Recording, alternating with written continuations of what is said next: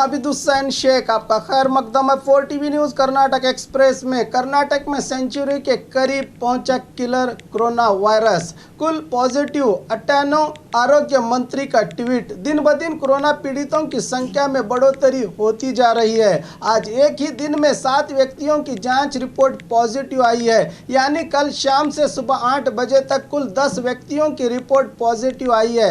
आज बेंगलुरु, मैसूर और मंगलुरु में 2-2 मामले और चिकबल्लापुर जिले के गौरीबिदनूर में 1 व्यक्ति की रिपोर्ट पॉजिटिव आई है। इसकी जानकारी दी है आरोग्य मंत्री श्री रामुलु ने अपने ट्विटर में। केरला, महाराष्ट्र के बाद अब कर्नाटक का 98 की संख्या पार करके तीसरे स्थान पर है।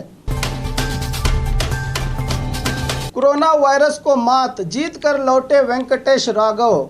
वीडियो में जनता को संदेश। बेंगलुरु के सॉफ्टवेयर इंजीनियर वेंकट राघव 6 मार्च को अमेरिका से लौटे थे तो इन्हें बुखार आ रही थी। ये खुद ही आरोग्य विभाग को जानकारी देकर घर में ही अपनी पत्नी और बेटी से दूर रहे। 10 मार्च को पॉजिटिव जांच रिपोर्ट आई तो ये कर्नाटक के चौथे पॉजिटिव व्यक्ति थे। इन्होंने यूट्यूब में वीडियो अपलोड करके बताया है कि इस बात के बाद पड़ोसी, आसपास के लोगों के देखने की नज़र ही बदल गई। 26 मार्च तक बुखार ने जाने का नाम ही नहीं लिया। अस्पताल में मेरा बेहतरीन इलाज हुआ। ऐसे हालात में आपको दिमागी तौर पर बलवान होना चाहिए। हिम्मत हारने से नुकसान हो सकता है। मैंने मेरी बेटी और पत्नी को करीब आने से रोक दिया था, बताया कोरोना वायरस से छुटकारा पाने वाले पहले व्यक्ति वेंकटेश राघव ने।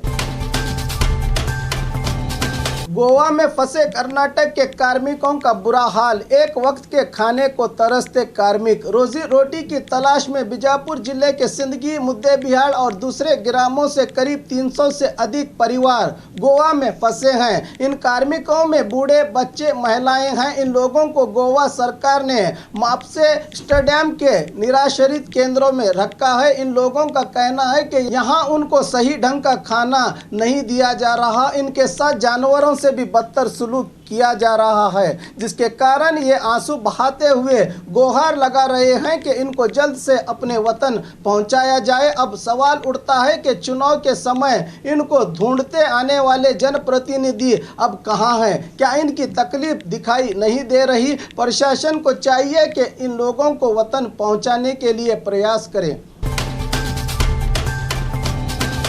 BPL कार्ड न होने पर भी दिया जाएगा राशन, जिला अधिकारी YS पाटिल का ऐलान। लॉकडाउन के कारण खासकर गरीब जनता को हो रही परेशानियों को देखते हुए कल यानी 1 अप्रैल से ग्राम समितियों द्वारा BPL कार्ड न होने पर भी बीजापुर शहर और सभी तालुकाओं में अनाज बांटा जाएगा। उसी तरह किराए के लिए किराएदारों को सताने वाले घर के मालिकों पर शिकायत आई तो कानूनी कार्रवाई की जाएगी। गोवा और महाराष्ट्र में फंसे कर्नाटक के कार्मिकों को कोई तकलीफ ना हो, इसलिए वहां के जिला अधिकारियों को पत्र लिखकर निवेदन किया गया है। किसी भी हाल में लॉकडाउन के नियमों का उल्लंघन न करने की जनता से अपील की जिला अधिकारी YS पाटिल ने।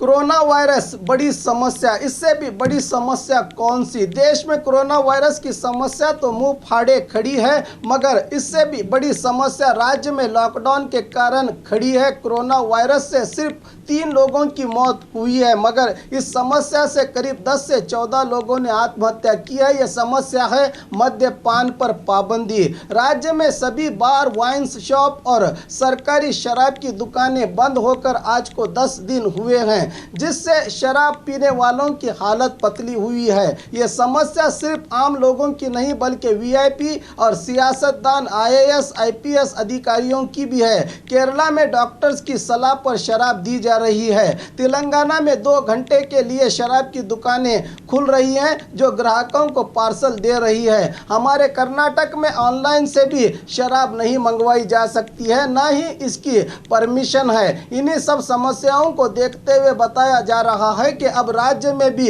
2 घंटे के लिए बार, वाइन्स शॉप वगैरह को खोलने और ग्राहकों को पार्सल देने के बारे में राज्य सरकार सोच रही है। अगर ऐसा होगा तो शायद शराबियों को नई जिंदगी मिलेगी।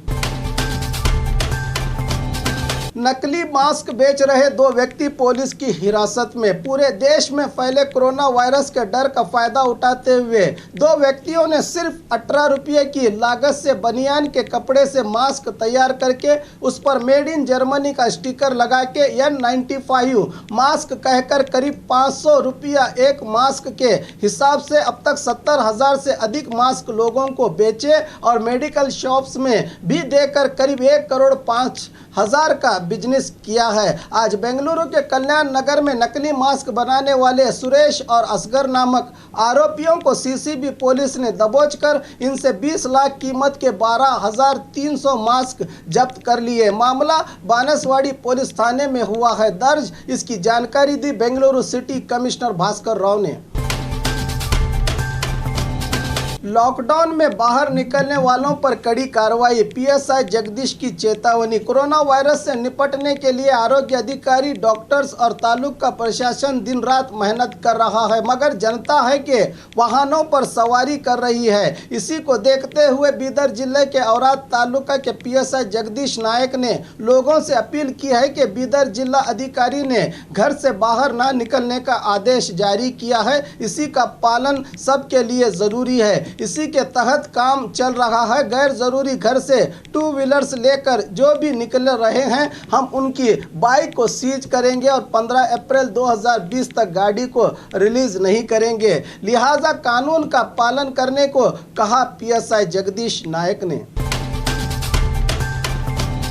उत्तर भारत के कार्मिकों को राशन, बेलगाम विधायकों की इंसानियत। रोजी रोटी की तलाश में उत्तर प्रदेश और दूसरे राज्यों से बेलगाम आकर यहां के इंडस्ट्रियल इलाके में काम कर रहे कार्मिक जो लॉकडाउन के कारण मजबूर हुए हैं, इन लोगों को बेलगाम के स्थानीय विधायकों ने दाल, चावल, तेल वगैरह अनाज तकसीम करके इंसानियत का सबूत दिया। महाराष्ट्र से आने वाले लोगों को जबरदस्ती वापस न भेजा जाए, एमएलसी महांतेश कवडगीमठ। कोरोना वायरस के चलते जायजा लेने अतनी पहुंचे बेलगाम चिक्कोडी मतक क्षेत्र के एमएलसी महांतेश अतनी के प्रवासी मंदिर में विविध विभागों के अधिकारियों की सभा के बाद मीडिया से बात करते हुए एमएलसी ने बताया कि लॉकडाउन के कारण मुंबई, सोलापुर, सांगली, पुणे से लोग चलते हुए यहां पहुंच रहे हैं। इन्हें वापस न भेजकर इनके खाने पीने, रहने की और जांच और अस्पताल की सुविधाएं दी जाएं। इस मौके पर बताया कि कुछ दुकानदार महंगे दामों में जरूरी चीजें बेचने की बात सामने आई है। इन लोगों पर कानूनी कार्रवाई करने की सूचना पुलिस को दी गई है, बताया एमएलसी ने।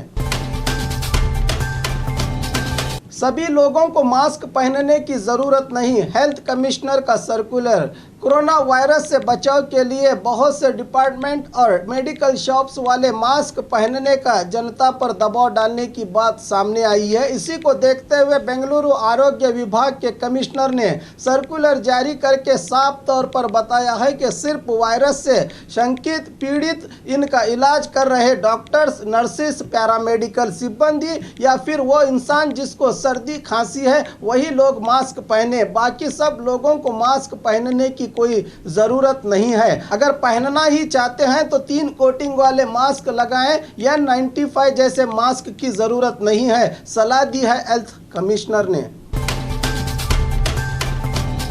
लॉकडाउन को असरदार करने का प्रयास, पेट्रोल पंप मालिकों को प्रशासन का कड़ा आदेश। आज लॉकडाउन का 7वां दिन है, मगर कोरोना वायरस के पीड़ितों की संख्या दिन ब दिन बढ़ती ही जा रही है। इसी का कारण कि लोग घरों में बैठने की बजाय वाहन लेकर सड़कों पर घूमते दिखाई दे रहे हैं। इसी को देखते हुए बीदर के प्रशासन ने पेट्रोल पंप्स के मालिकों को कड़ा आदेश दिया है कि सिर्फ पुलिस, डॉक्टर्स, आरोग्य सिब्बंदी और कोरोना वायरस की रोकथाम से जुड़े अधिकारियों को छोड़कर किसी और को पेट्रोल न दिया जाए ताकि लॉकडाउन कामयाब हो। जिले और तालुका के करीब 48 पेट्रोल पंप्स के मालिकों ने इसके लिए सहयोग करने की बात कही है।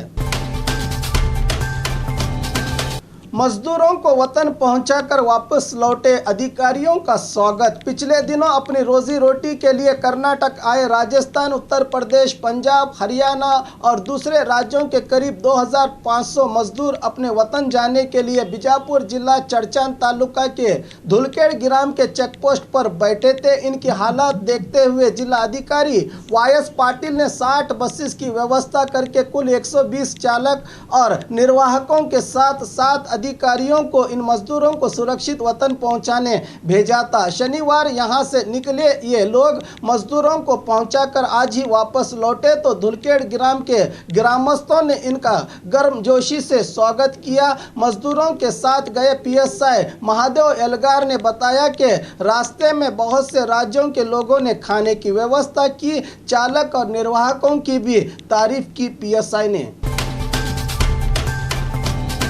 और खबरों के लिए देखते रहिए 4 टीवी न्यूज़ कर्नाटक एक्सप्रेस।